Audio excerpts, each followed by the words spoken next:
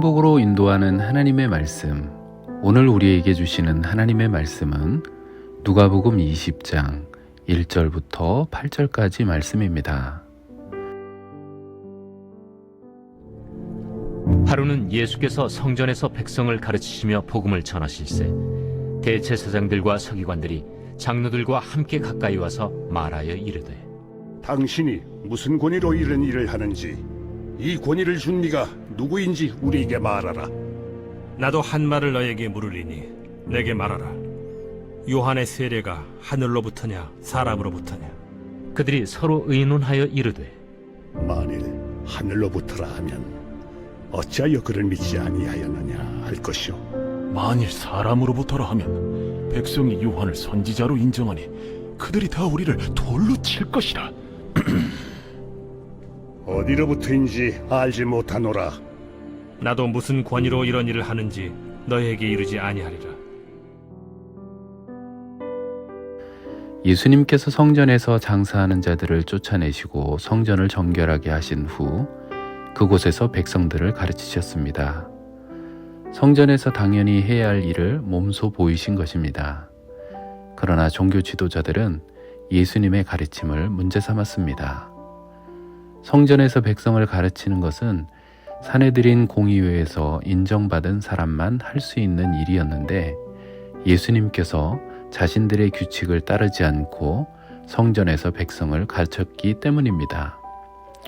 종교 지도자들은 이것을 불쾌하게 여겨 예수님께 몰려가 누구에게 성전에서 가르칠 권위를 받았는지 따지듯이 물었습니다. 성전의 질서를 위해 성전에서 아무나 가르치지 못하게 하는 규정은 필요할 수 있습니다.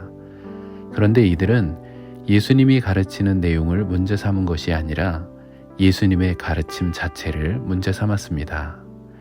진리에는 관심이 없고 자신의 권위만을 지키려는 그들의 문제를 꿰뚫어 보신 예수님의 가르침이 껄끄러웠던 것입니다. 예수님은 진리를 외면한 이들에게 요한의 세례가 하늘로부터인지 사람에게서 온 것인지 질문합니다.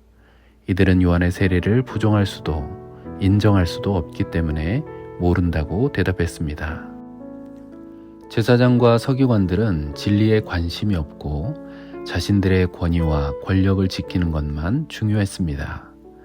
그것을 지키기 위해서는 누구와도 언제든지 타협할 수 있었습니다.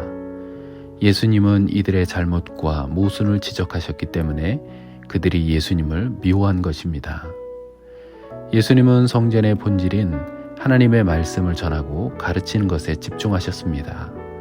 어떤 협박과 억압에도 당당하게 복음을 전하셨습니다. 부활 후 성령에 충만했던 예수님의 제자들도 예수님처럼 복음을 전했습니다. 이제는 우리가 복음의 본질에 집중해야 합니다. 잘못된 교권주의나 권위의식은 내려놓고 하나님의 말씀에만 집중해야 합니다.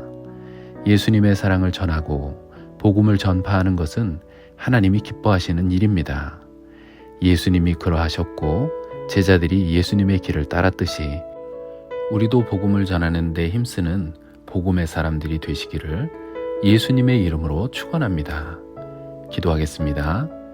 하나님, 예수님께서 하나님의 나라를 전하셨던 것처럼 우리도 하나님의 나라를 전하는 예수님의 참된 제자가 되게 하여 주시옵소서. 우리를 구원하신 예수님의 이름으로 기도합니다. 아멘.